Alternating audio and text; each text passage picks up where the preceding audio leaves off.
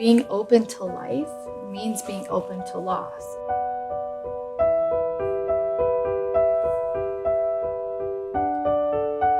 The reckless love of God goes not just to the cross, but to the literal depths of human experience.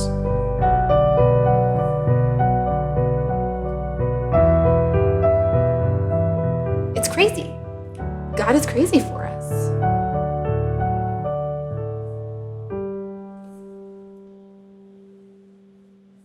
God's love has honestly been a struggle for me for most of my life. In the last year, though, He's started to show me in different ways how beloved I am as His daughter, which has always been a question for me.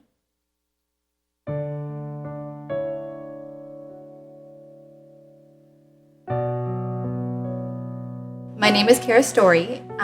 I've been married to my husband Adam for 9 years, and we have 3 children on earth, 7, 5, and 3. In December of 2017, we found out we were expecting our 4th child.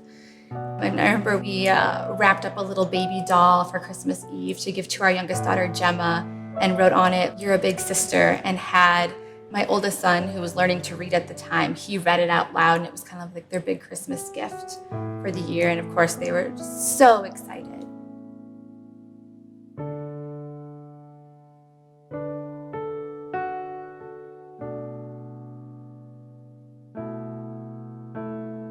That time on bed rest was very difficult, very trying for my family. Looking at the time, I remember actually laying on the couch one day and praying, like, "Lord, where are you in this?" Because we're just in a holding pattern. Like I said, I know you're here, but I can't feel you here, right? It feels like you're an arm length away from me, and we're just waiting.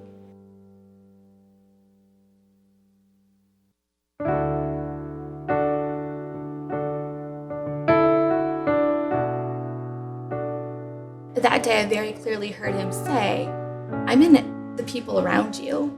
I'm in the people who are bringing you meals, in the friends and family who are taking time off of work to come and stay with you, to watch the kids. The friend who was more pregnant than I was, who showed up unannounced one day and said, 'I'm here to clean your bathroom.'"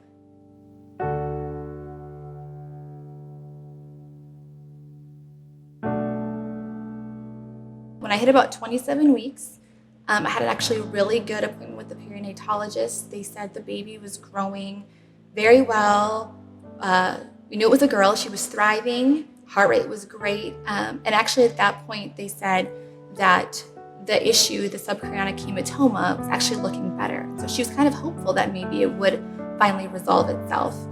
Our guard was down a little bit, I could definitely say.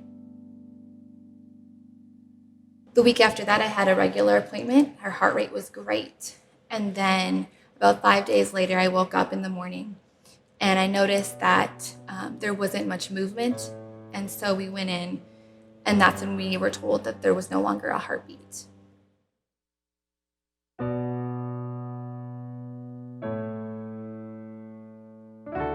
We named her Zita Marie Catherine. She was born at 7:29 p.m. on June 8th, 2018, which happened to be the Feast of the Sacred Heart that year. When I was a little girl, after I'd received my first communion, my parents had me do the 9 First Friday devotion to the Sacred Heart so I could be consecrated to the Sacred Heart at the end of it. It's a strong devotion in my life and something I've always planned to do for my own children. And so I remember looking at Adam and just saying, like, wow, our other children may get to still hopefully be consecrated in life, but Zita's one of ours still. She is going to be consecrated in death to the Sacred Heart of Jesus.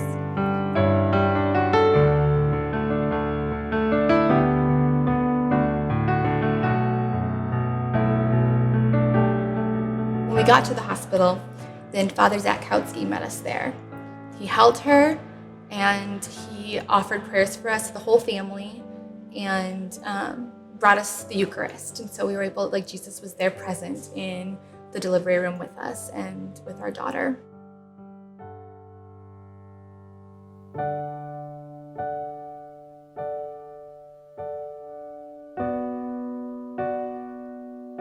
we hear in the Book of Wisdom, God did not create death.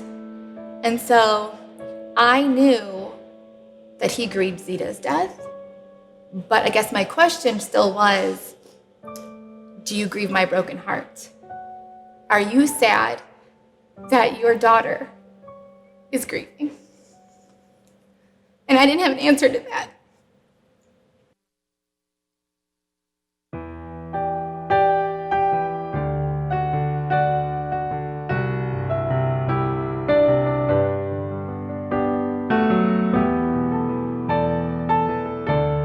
When I first heard the song, one of the first things I thought of was just how God had been loving me through, like I said, the people who walked with us while I was on bed rest, the people who came to her vigil and her funeral, and how many people said to us, thank you for allowing us to grieve with you.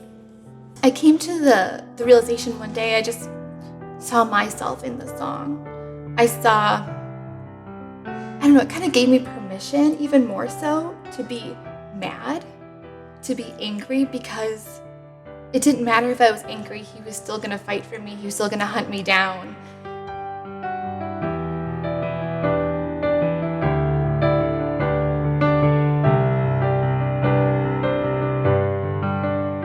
As mad as I get, he's always going to come find me, and that's okay. I was the lost sheep, right? I was the one he was going to go run after, even if I was so mad.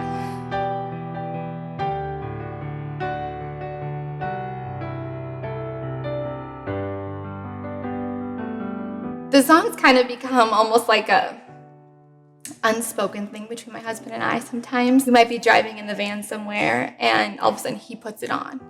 And that's like he's saying to me, I'm thinking of Zita. And I'm missing her, and I want to think about her.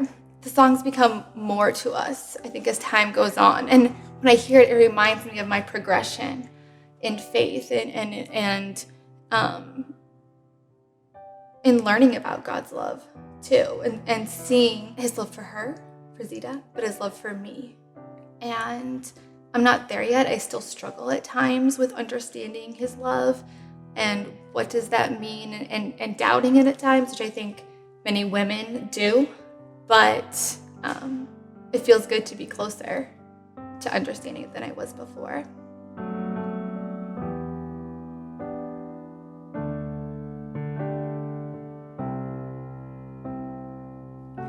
And then one day again, when I'm listening to the song in the van, it changed again, and it was Zita. She was the little girl. I thought of her in the womb and how she never took a breath. But she was still had God's life inside of her.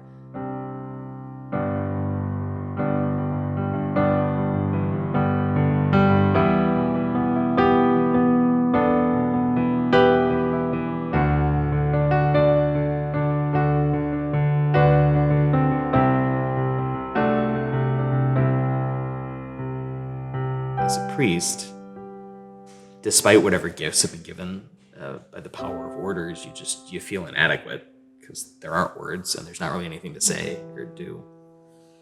Sitting underneath the lady altar, that was a decision in the moment. I remember doing it consciously, and I think I said this at the very beginning. No mother ever suffered more than she did, and so this is your seat today. And so we talked. She talked. I mostly listened, which was exactly as it should have been.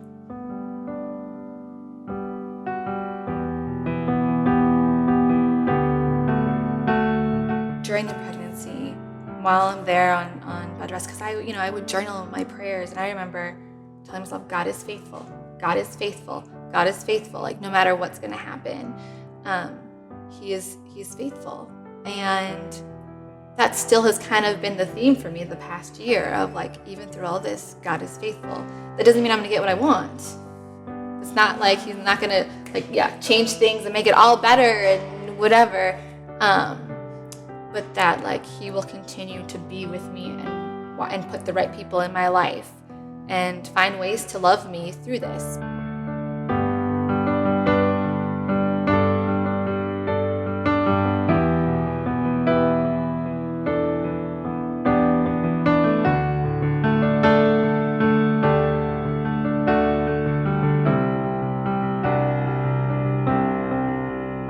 One of the things I worried about most when I got the call from you two, when I realized sort of what we were actually facing, was the sort of the vice of sentimentality. So I made a commitment myself to make sure that you didn't get any sentimental garbage from me. But what I think was really beautiful about it was that what you got instead was really sort of the meat and potatoes of the faith, which is this firm conviction in God's care for you, and this convicted hope that God's not bound by the same things that we are. We didn't know Zita was going to be okay. But you still stand convicted in the hope that it is all going to be okay, even with her gone.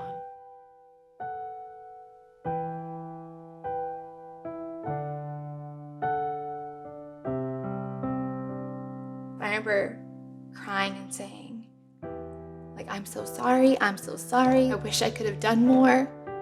And it was almost like I could hear her talking to me and saying, but Mama, look how much you loved me.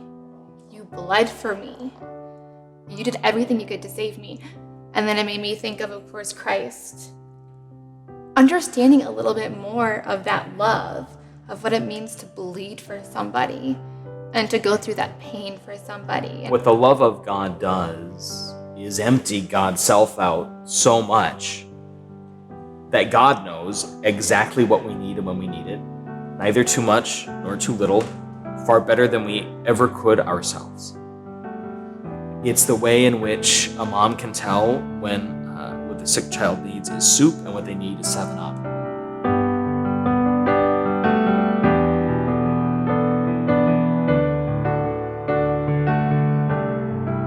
I guess to me, reckless, it's crazy for you, right? Like again, it's leaving the 99 to seek out that one. I think the clearest sign of God's reckless love is the cross. You know, we use the word reckless in ordinary speech to suggest some sort of action that's dangerous, like that can result in injury or death. Well, there's never anything more reckless than that. And he's the only person in the whole course of human history who knew exactly what he was doing would result in. You know, we can guess reasonably. He knew, and he did it anyway, just because it was worth it.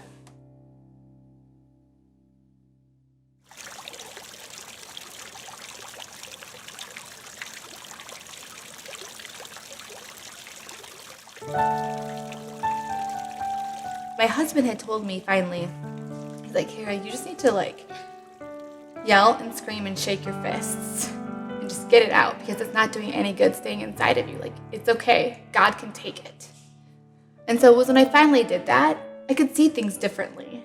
I started to see how along the way, God had prepared me through his love for this moment.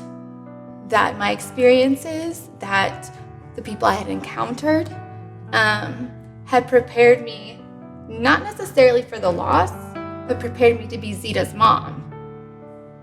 It's a unique grace to be her mom. It's a gift to be her mom. And I've told her that over and over again. I'd do it all again. Being open to life means being open to loss. They're all tied together. And I can't live by his gospel and being open to life if I'm not open to loss. I don't know. It is dangerous.